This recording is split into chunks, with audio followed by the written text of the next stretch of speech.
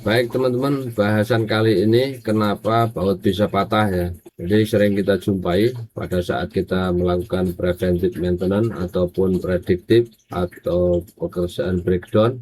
Kita sering jumpai baut itu patah. Kira-kira apa penyebabnya teman-teman? Baik, saya akan mengulasnya berdasarkan pengalaman-pengalaman yang pernah saya alami sendiri. Jadi baut patah itu tidak serta-merta langsung patah teman-teman. Ada tanda-tanda yang bisa kita lihat terlebih dahulu. Contohnya baut sering kendor sebelum patah. Jadi bebannya tidak merata, akhirnya baut yang menahan tinggal sedikit, tidak semuanya, akhirnya bisa patah. Jadi ada beberapa faktor yang menyebabkan baut itu patah. Yang pertama yaitu baut kendor. Jadi pemasangan baut itu menggunakan kunci torsi atau kunci momen teman-teman. Agar apa?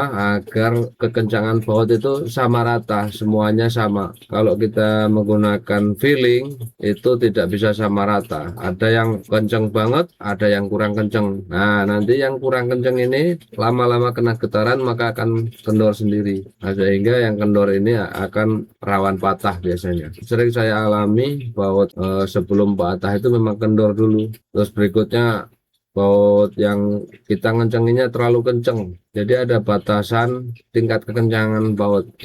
Asal sekuat tenaga kita bukan teman-teman. Jadi ada ukurannya sebenarnya. Tapi karena kita kekurangan alat, mungkin nggak punya kunci momen tadi, nggak punya kunci torsi, sehingga kita ngencengi sekuat tenaga kita. Kalau perlu pakai sambungan yang panjang gitu.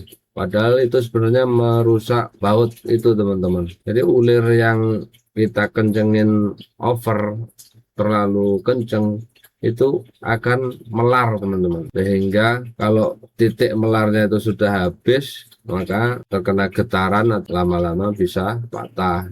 Kalau enggak kita pemilihan bautnya memang salah teman-teman. Biasanya kalau di pabrik itu kita gunakan baut yang di tulisan bautnya itu ada 8.8. Itu standar industri biasanya 8.8. Lebih tinggi itu lebih bagus, lebih kuat. Kalau kita menggunakan baut yang tidak sesuai spek atau lebih rendah, yaitu resikonya bautnya patah terus. Atau mungkin posisi yang kita baut itu misalignment atau tidak sejajar, sehingga terjadi getaran sedikit saja baut bisa langsung patah. Bisa juga karena korosi. Jadi karena baut udah termakan usia, sudah dari zaman Belanda ini tidak ada perawatan, tidak ada pengecekan, baut tinggal kecil karena udah terkikis lama-lama habis jadi karat semuanya, maka baut juga bisa patah. Bisa juga baut patah itu karena suhu yang ekstrim. Jadi ada perubahan temperatur yang menyebabkan baut mengalami pemuaian dan penyusutan secara berulang sehingga terjadi